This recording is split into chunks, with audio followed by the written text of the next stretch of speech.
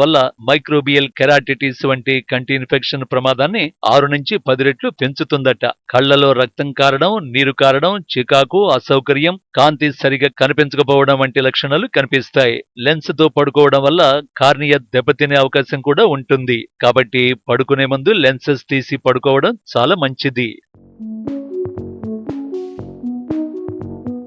Contact lens పెట్టుకుని ఈతకు వెళ్లడం, స్నానం చేయడం వల్ల ఆ నీటిలో ఉండే సూక్ష్మ క్రిములు కాంటాక్ట్ లెన్సెస్ కి అంటుకుని కళ్లకు సోకే ప్రమాదం ఎక్కువగా ఉంది. లెన్సెస్ తో స్నానం చేయడం వల్ల అకంథమీబా కెరాటిటిస్ అనే ఇన్ఫెక్షన్ ప్రమాదాన్ని కొని తెచ్చుకున్నట్టే.